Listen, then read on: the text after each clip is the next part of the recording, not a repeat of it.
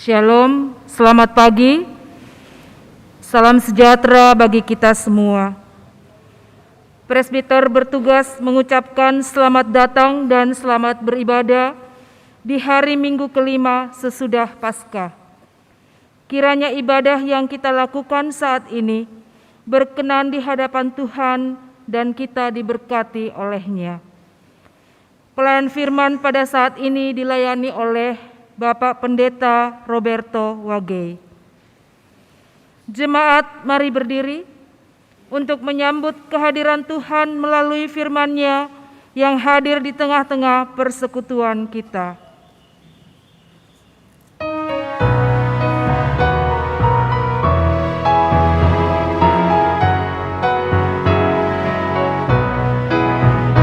Hari Minggu, hari yang mulia, itu hari Tuhanku.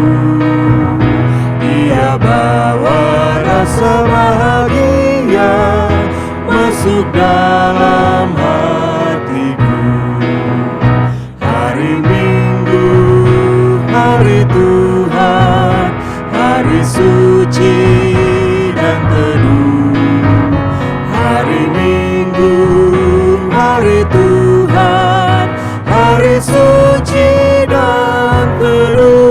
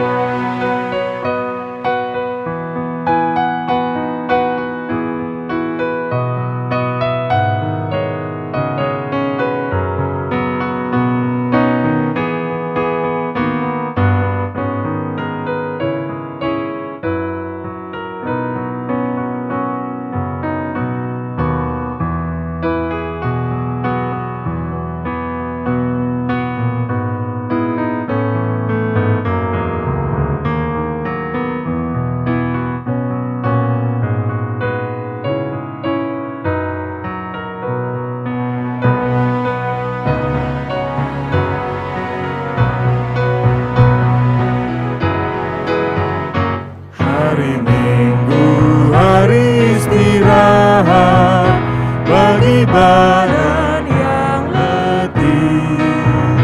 Firman Tuhan turun bawa nikmat untuk hati yang sedih. Hari Minggu, hari Tuhan, hari suci dan teduh. Hari Minggu, hari Tuhan, hari suci dan teduh. Pertolongan kita adalah di dalam nama Tuhan yang menjadikan langit dan bumi.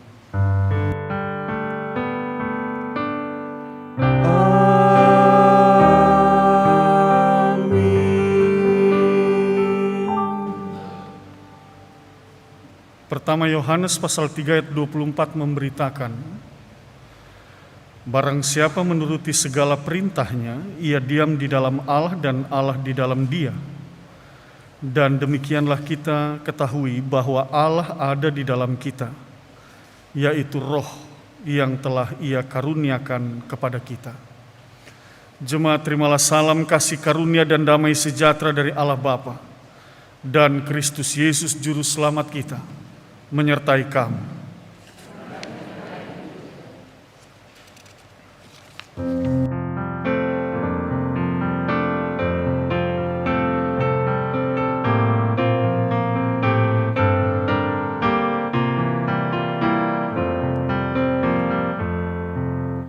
Maha kasih yang ilahi, nikmat surga Tuhan.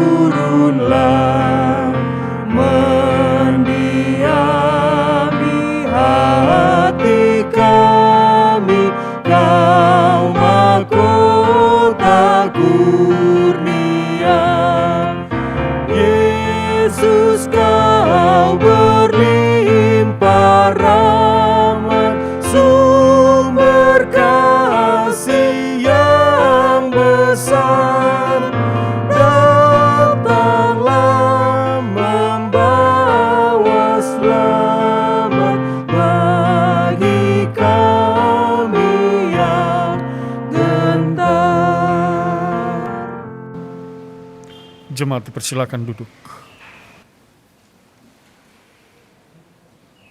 Jemaat, mari berdoa kepada Allah. Ya Bapa Maha Kuasa, kami bersyukur atas pertolongan dan berkat-Mu yang kami terima dalam kehidupan selama sepekan yang lalu. Mengawali pekan yang baru, kami datang untuk beribadah, bersujud sembah, dan memuji nama-Mu Tuhan. Sebagai tanda kami tak mampu menjalani hari hidup kami tanpa-Mu. Layakan kami dan berkenanlah atas ibadah, sembah sujud dan pujian yang kami panjatkan kepadamu. Kami pun sadar dan mengakui segala dosa dan kejahatan kami, baik yang tampak dalam sikap dan laku kami, maupun yang tersembunyi di pikiran dan hati kami. Berilah kami pengampunan dan damai sejahtera ya Bapa, serta baruilah hidup kami oleh Roh Kudus-Mu. Sebab hanya oleh rahmat-Mu ya Bapa, dan dengan memandang kepada Yesus Kristus, kami dimampukan untuk bersyukur atas kasih setia dan pengampunan-Mu yang nyata dalam hidup kami sampai hari ini. Ajarlah kami untuk mengikuti teladan kasih-Mu, serta melakukan firman Tuhan dan kehendak-Mu sebagai saksi yang setia di sepanjang hidup kami, sehingga melalui kami banyak orang akan memuji dan memuliakan nama-Mu. Dalam nama Tuhan Yesus kami berdoa. Amin.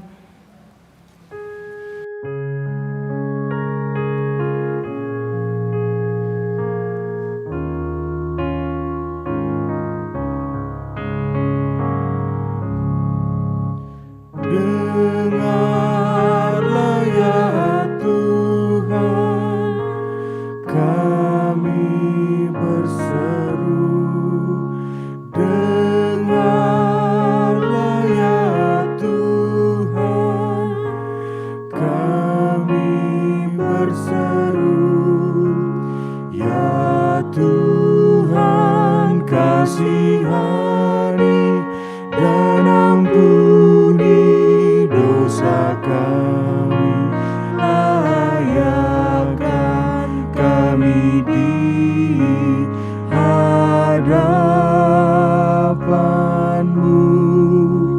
Sucikan hati kami dan murnikan jiwa kami, ya Tuhan, kasihanilah.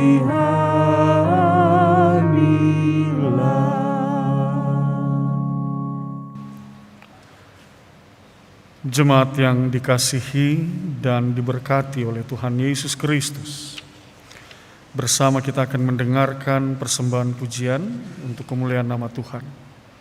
Saudara Dion Makagiansar dipersilakan.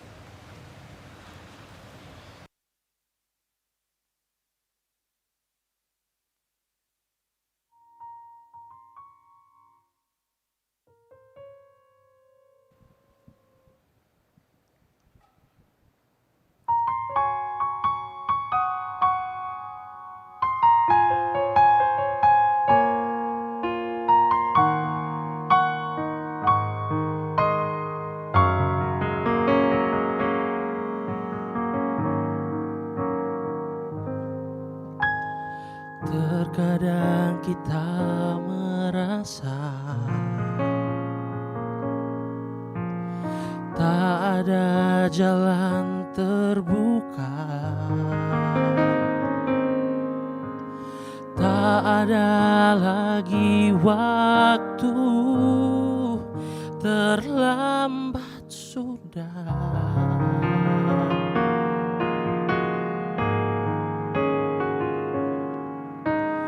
Tuhan tak pernah berdusta, Dia selalu pegang janjinya. Bagi orang percaya, mujizat nyata.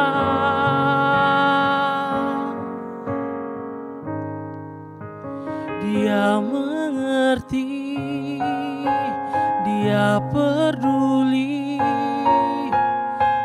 persoalan yang sedang terjadi. Dia mengerti, Dia peduli persoalan yang kita alami.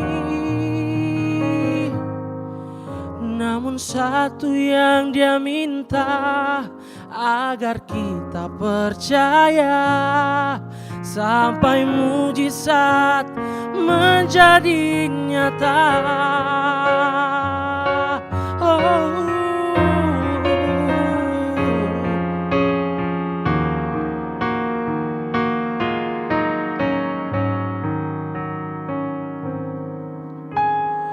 Tuhan tak pernah berdusta, Dia selalu pegang janjinya.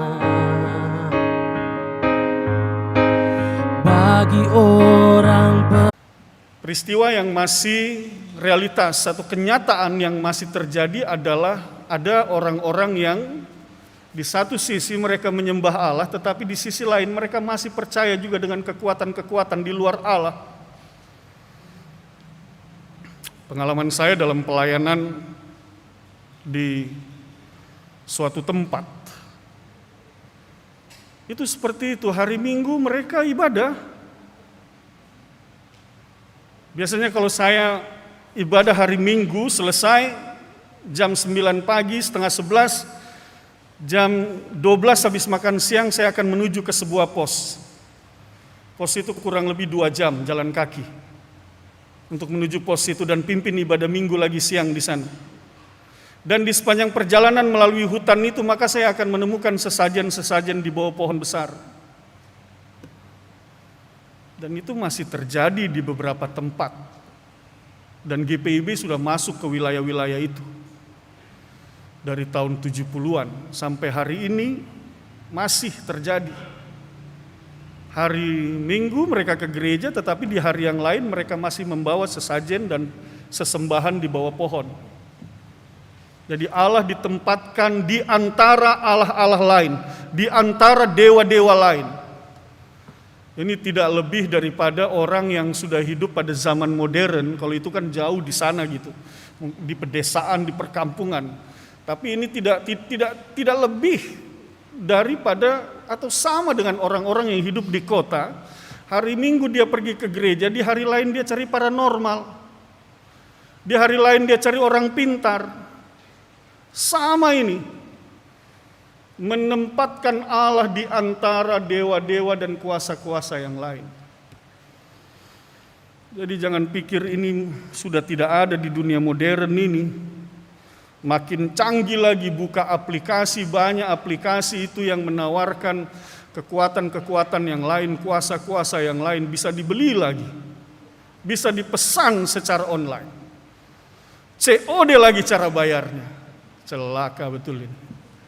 Tapi ini realitas yang kita hadapi hari ini, bahwa kuasa-kuasa itu tetap ada dalam bentuk-bentuk yang baru di tengah-tengah dunia ini. Dan peristiwa itulah yang menyebabkan pada akhirnya Allah mengutus Hosea ke tengah-tengah bangsa Israel. 2 Raja-Raja pasal 14 ayat 24 lebih tegas lagi mengatakan bahwa pada masa pemerintahan Yorebeam bin Yoas, Yorebeam melakukan apa yang jahat di mata Tuhan. Nah, Bapak Ibu dan saudara-saudara, itu latar belakang daripada bacaan kita. Kitab Hosea. Mari kita masuk dalam isinya. Dalam Hosea ayat 1 sampai dengan ayat yang kedua, saya bacakan kembali buat kita, mari kita dengarkan. Ketika Tuhan mulai berbicara dengan perantaraan Hosea, berfirmanlah Ia kepada Hosea, "Pergilah, kawinilah seorang perempuan sundal, dan peranakanlah anak-anak sundal, karena negeri ini bersundal hebat dengan membelakangi Tuhan." Sampai di situ dulu. Bapak Ibu, ini sesuatu yang agak aneh ya. membacanya ini, seorang nabi bernama Hosea. Nabi itu dikenal kudus, dikenal suci. Tiba-tiba diperintahkan, pergilah, kawinilah seorang perempuan sundal. Perkawinan seorang nabi dengan seorang prostitusi.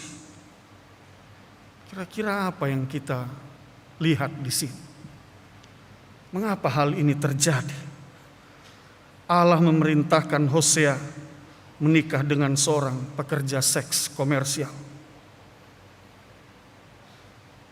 Sesuatu yang sangat bertolak belakang.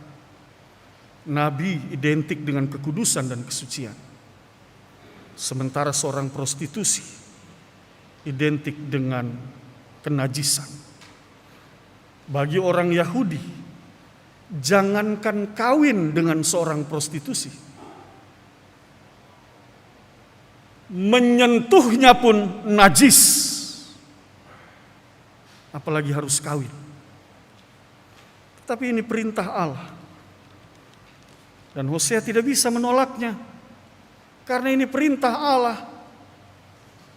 Dan sebagai seorang nabi, ia harus mentaati apa yang Allah perintahkan untuk ia kerjakan dan lakukan, sekalipun mungkin di dalam hatinya bisa jadi Hosea juga seorang manusia yang bisa dalam hatinya itu merasa tidak enak.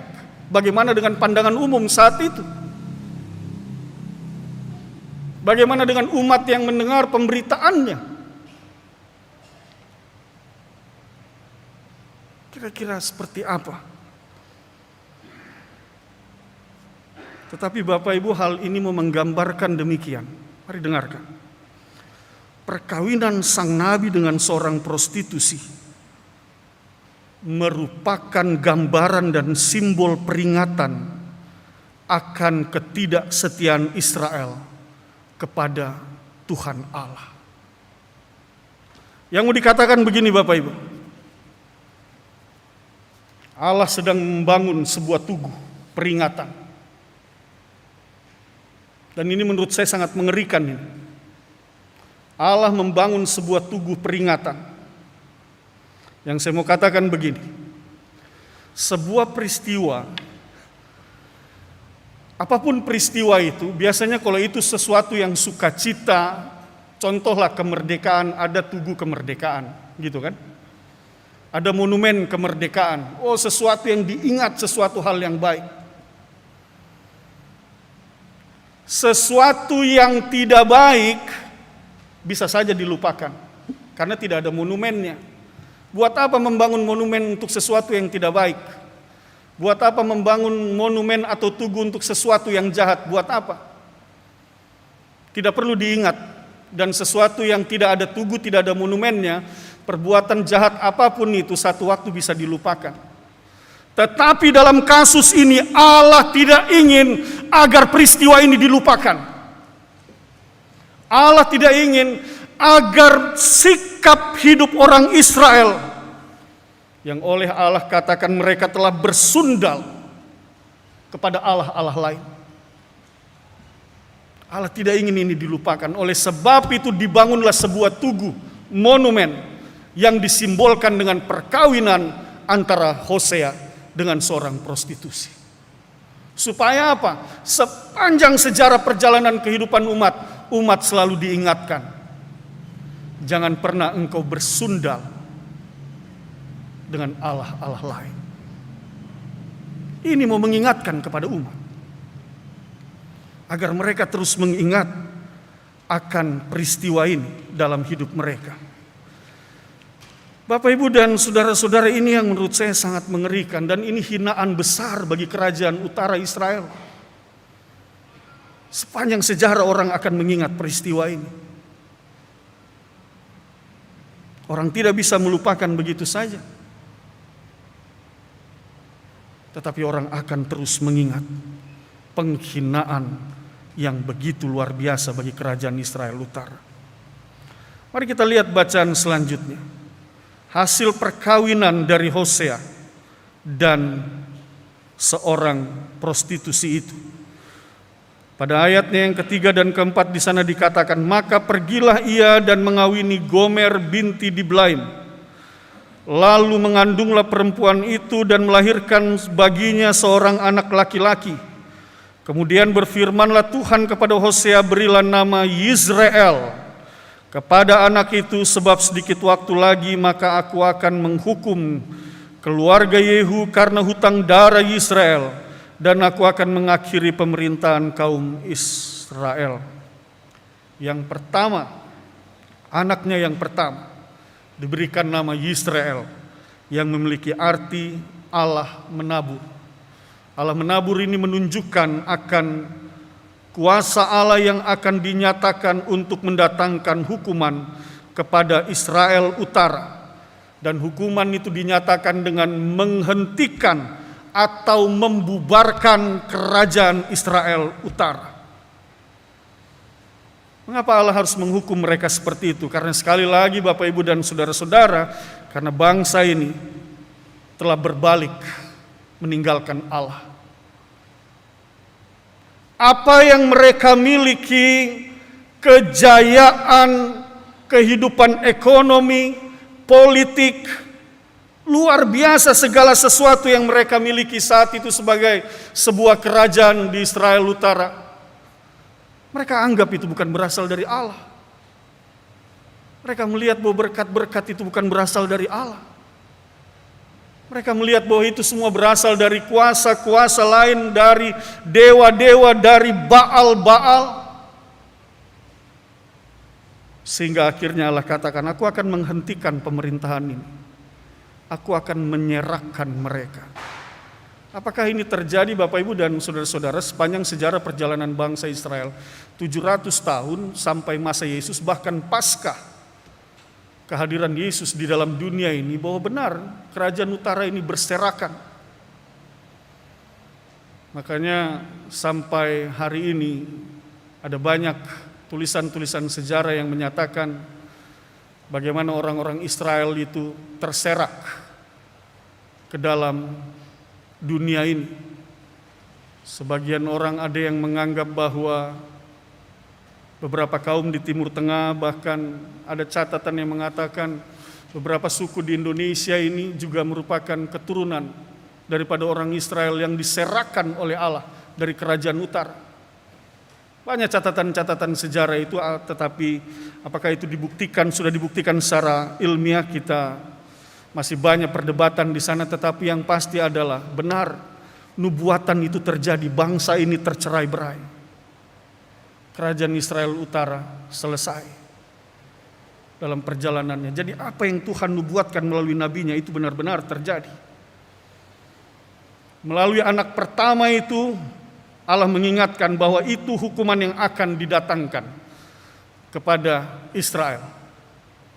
Yang kedua di ayatnya yang ke-6 di sana dikatakan, lalu perempuan itu mengandung lagi dan melahirkan seorang anak perempuan. Berfirmanlah Tuhan kepada Hosea, berilah nama Loruhama kepada anak itu, sebab aku tidak akan menyayangi lagi kaum Israel dan sama sekali tidak mengampuni mereka. Bapak Ibu dan saudara-saudara, ini sesuatu pernyataan yang sangat tegas dan keras dari Allah. Sepanjang sejarah perjalanan Israel kita tahu, bangsa ini seringkali disebut bangsa yang tegar tengkuk. Sebentar mereka datang kepada Allah, sebentar mereka tinggalkan Allah. Sebentar mereka menyembah Allah, sebentar mereka membelakangi Allah. Sebentar mereka bertobat, tetapi sebentar lagi mulai kumat lagi kelakuan mereka. Berkali-kali bangsa ini menyakiti hati Allah, tetapi berkali-kali juga Allah mengampuni mereka. Tetapi lewat anak kedua ini menjadi simbol peringatan kepada bangsa Israel. Allah katakan, aku tidak akan menyayangi lagi kaum Israel dan sama sekali tidak akan mengampuni mereka. Bapak Ibu dan saudara-saudara, biarlah itu dijauhkan dari kita semua. Jangan sampai juga nama ini dikenakan kepada kita sebagai pribadi ataupun sebagai keluarga. Kalau kita juga dikenal dan dicap sebagai Loruhama, maka sudah tidak ada lagi pengampunan yang berasal dari Allah. Sikap Israel ini seringkali terlihat dalam kehidupan manusia saat ini. Sebentar dia datang kepada Allah, tetapi sebentar dia tinggalkan Allah. Sebentar ia tekun berdoa kepada Allah, sebentar dia lupakan kebiasaan berdoanya. Ia diberkati dengan berbagai hal di dalam hidupnya, kekuatan, kesehatan, harta, materi, pekerjaan, semuanya dicukupkan oleh Allah, sehingga pada akhirnya membuat ia lupa kepada Allah dan berpikir bahwa apa yang ia miliki merupakan kerja kerasnya. Persis sama dengan Israel. Sehingga tidak heran kalau sampai hari ini masih ada orang yang menganggap beribadah kepada Tuhan itu hanya menjadi bagian satu hal yang kalau sempat. Kalau tidak sempat ya nanti dulu. Kurang lebih jemaat kita ini hampir 700-an kakak, kalau saya tidak salah 680 sekian hasil terakhir. Tetapi pertanyaannya, apakah 680-an sekian itu benar-benar taat untuk mencari Allah di dalam seluruh perjalanan hidupnya? Atau seperti biasa, sebentar dia cari Allah, sebentar dia cari kuasa yang lain. Ketika Allah memenuhinya dengan segala berkat yang ada, sehingga dia katakan, tunggu dulu, saya tidak sempat, saya masih banyak pekerjaan. Saya tidak sempat ambil bagian dalam pelayanan di gereja. Bagian ini mengingatkan kepada kita, ada satu waktu, sekalipun besar kasih Allah kepada Israel, tetapi satu waktu dia katakan, lo ruhama. Aku tidak akan menyayangi kamu lagi. Aku tidak akan mengampuni kamu lagi. Hal ini mau mengingatkan kepada kita. Kalau hari ini engkau datang beribadah kepada Allah, kalau hari ini engkau menyembah dan memuliakan Allah di dalam hidupmu, kalau hari ini engkau memberikan dirimu kepada Allah, maka biarlah sepanjang perjalanan hidupmu terus engkau lakukan hal itu. Bapak, Ibu, dan saudara-saudara yang dikasihi oleh Tuhan Yesus Kristus, pada ayatnya yang ke-8 dan ayatnya yang ke-9, di sana dikatakan, sesudah menyapi lo Ruhama, mengandunglah perempuan itu lagi dan melahirkan seorang anak laki-laki.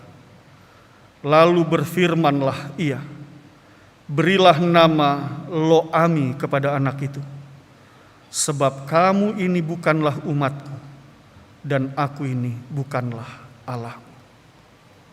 Masa pertobatan diberikan, dan itu disimbolkan dengan kalimat sesudah menyapi Lo Ruhama. Peristiwa menyapi Lo Ruhama itu menjadi masa pertobatan bagi bangsa Israel, diberikan kesempatan untuk bertobat. Tetapi bangsa itu tidak juga bertobat, sehingga Allah katakan, bangsa ini bukanlah umatku, dan aku ini bukanlah Allah. Bapak, Ibu, dan saudara-saudara, di tengah perjalanan hidup kita, tidak semua kita sempurna. Banyak hal, perbuatan, perkataan, pikiran kita yang mungkin sampai hari ini menyakiti hati Allah. Banyak hal sikap hidup kita yang sampai hari ini melawan akan kehendak dan perintah Allah. Tetapi melalui berita tentang Lo-ami ini, maka mau diberitakan kepada kita, Tuhan masih memberikan waktu bagi kita untuk melakukan pertobatan. Oleh sebab itu, selagi waktu itu masih diberikan kepada kita, maka mulailah belajar untuk meninggalkan segala perbuatan, perkataan, dan pikiran yang tidak berkenan di hadapan Tuhan.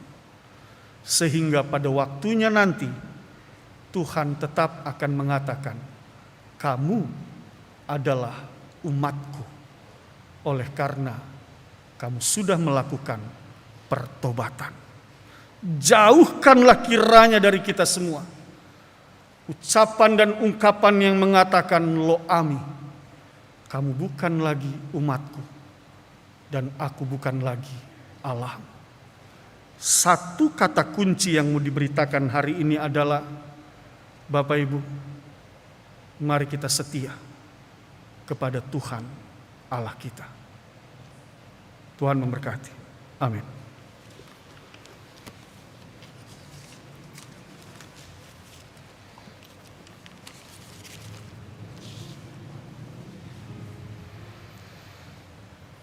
Gita Bakti 227 bait pertama dan yang kedua.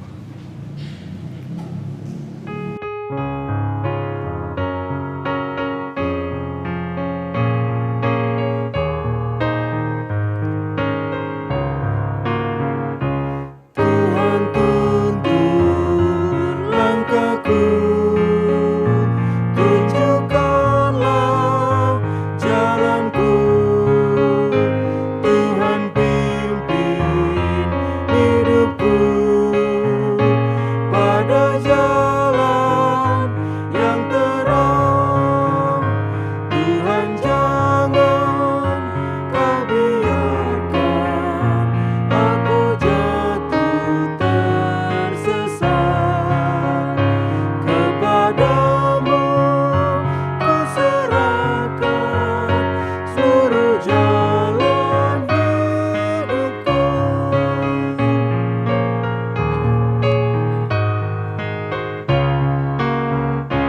Bila nanti diriku dalam dosa terjebak, aku mohon tanganmu melepaskan diriku.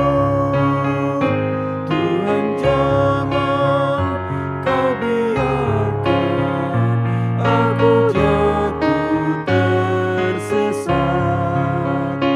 Kepadamu ku serahkan seluruh jalan hidupku. Jemaat Tuhan, mari kita berdiri.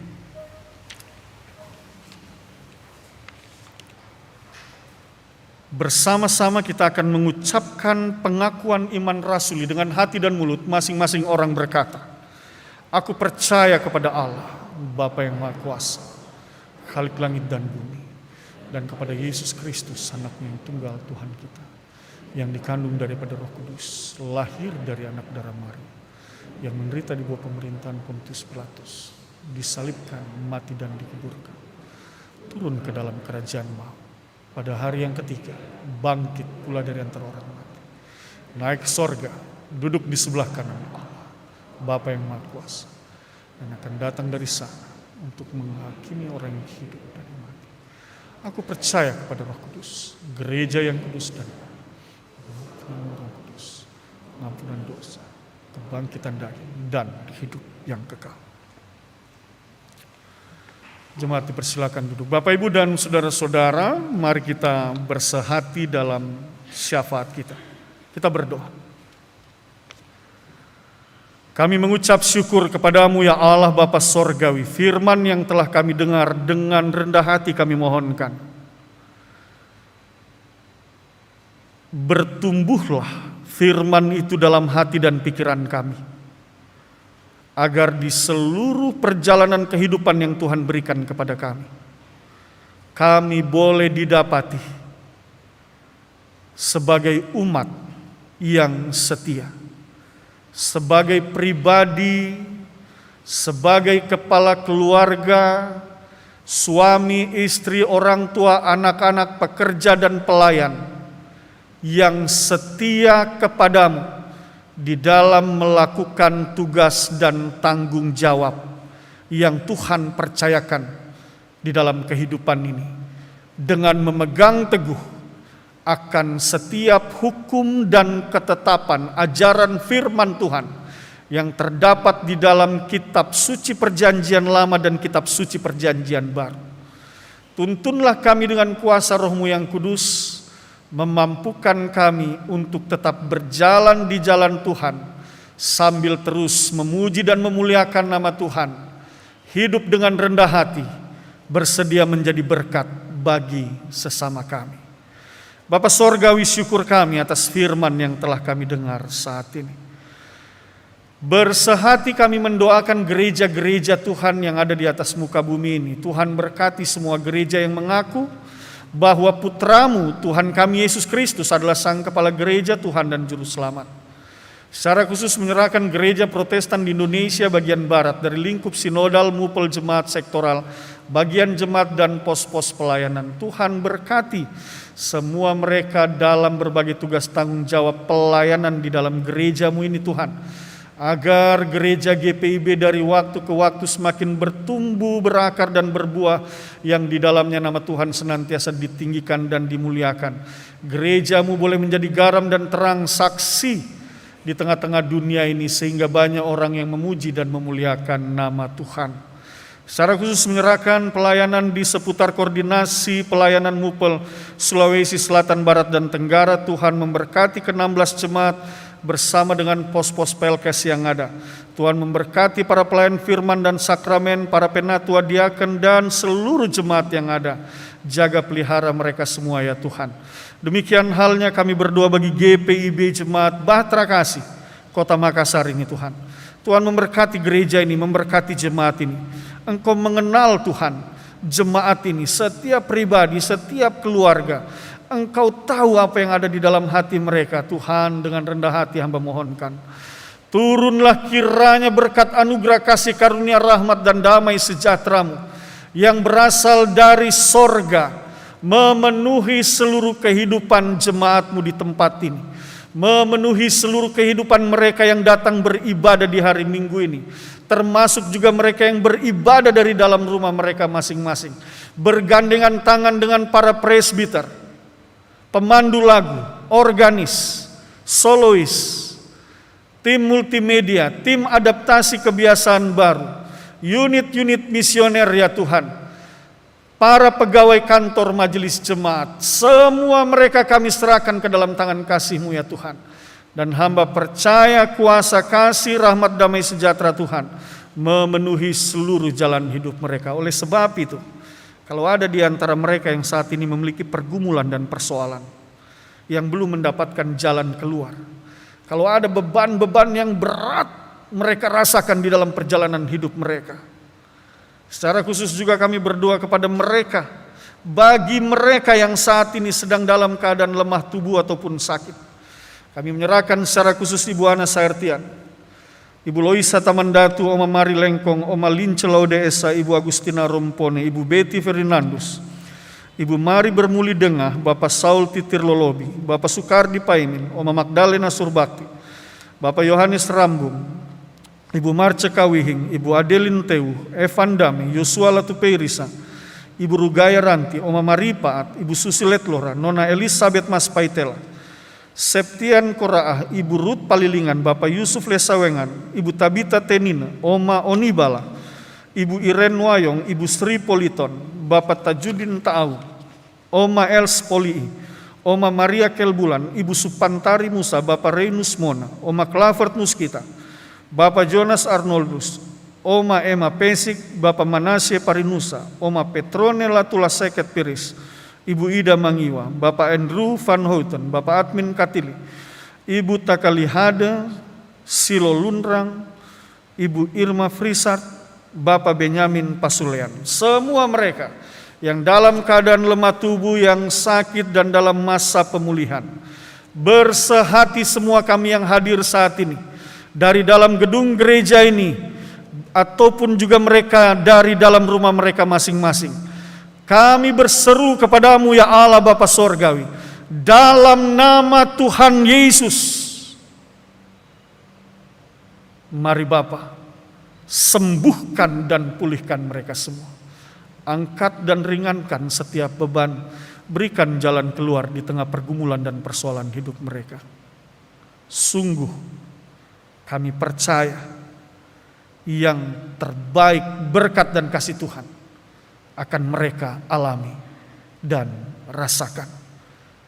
Dalam berkat dan kasih yang mereka alami itulah, maka biarlah masing-masing mereka dengan hati yang bersuka cita dalam iman percaya mereka, mereka menaikkan dan menyatakan syukur mereka kepadamu ya Allah, sumber segala berkat, pemulihan dan kesembuhan.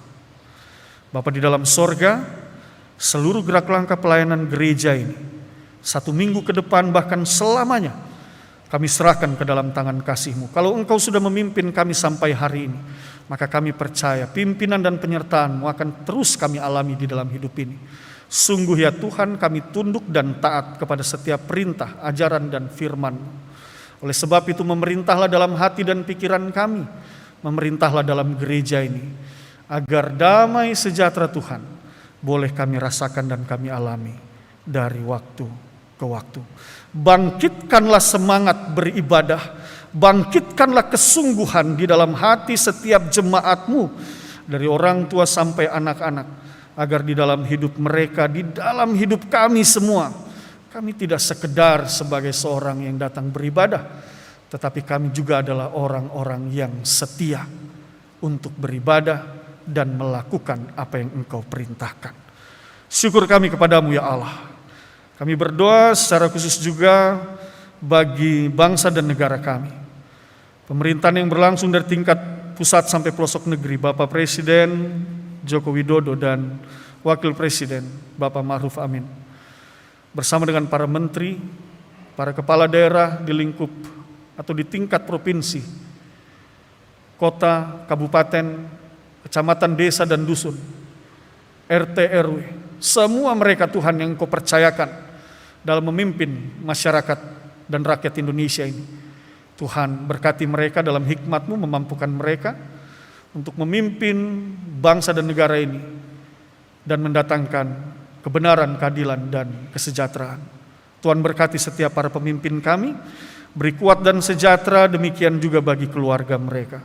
Kami berdoa untuk sesama kami manusia yang saat ini mungkin mereka yang berada dalam keadaan menderita akibat bencana alam, khususnya saudara-saudara kami di wilayah NTT, NTB sekitarnya, Jawa.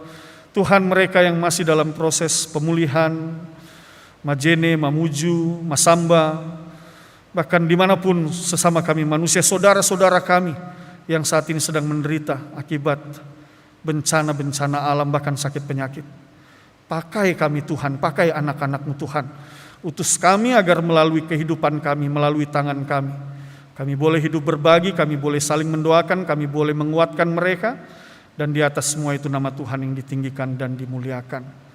Dalam peristiwa duka cita yang juga mungkin dialami oleh setiap orang, ketika ada orang-orang yang mereka kasihi, saudara, teman, sahabat yang saat ini Engkau sudah muliakan, maka biarlah Engkau memakai kami juga agar kami boleh menghibur mereka, sehingga mereka boleh dikuatkan di masa-masa duka cita yang mereka alami.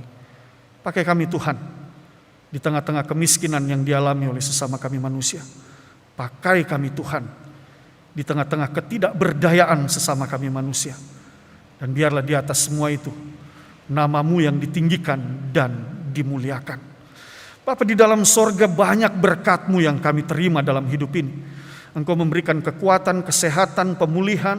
Engkau juga menambahkan usia bagi kami dalam kehidupan keseharian, bulanan, tahunan, bahkan juga umur panjang, usia perkawinan.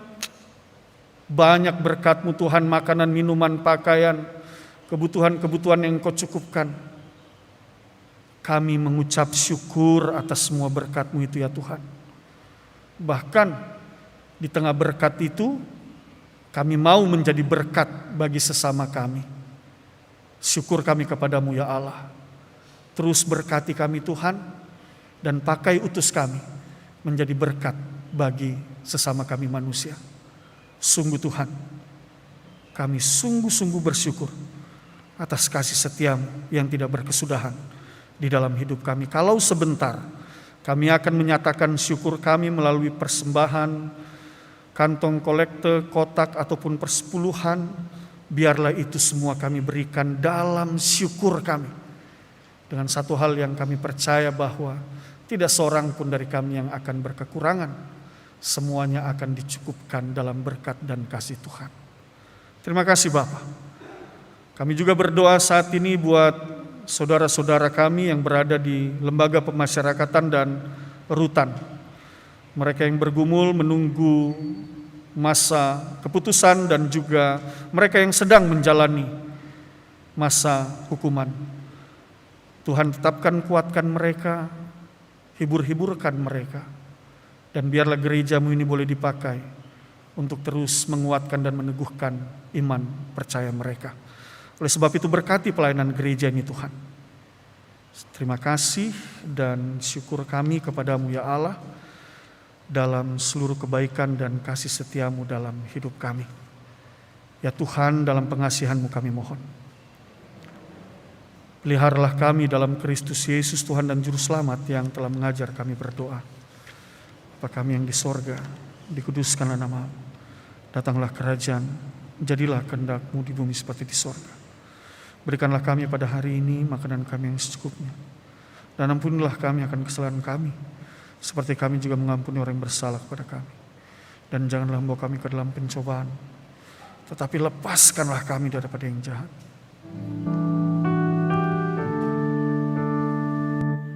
Karena Engkaulah yang mempunyai kerajaan dan kuasa dan kemuliaan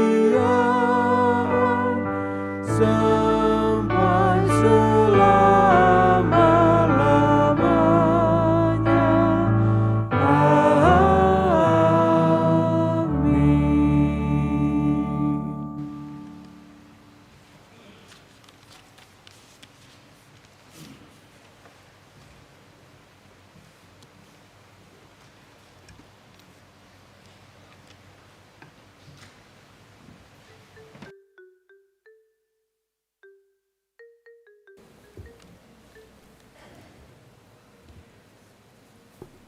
Pengucapan syukur. Jemaat Tuhan, marilah kita menyatakan syukur kita dengan memberikan persembahan dan persepuluhan kepada Allah. Firman Tuhan, camkanlah ini, orang yang menabur sedikit akan menuai sedikit juga, dan orang yang menabur banyak akan menuai banyak juga. 2 Korintus pasal 9 ayat 6. Berdasarkan firman Tuhan itu, marilah kita sampaikan dengan penuh hormat dan sukacita persembahan kita kepadanya. Jemaat menyanyi Gita Bakti 77 bait 1 dan 2.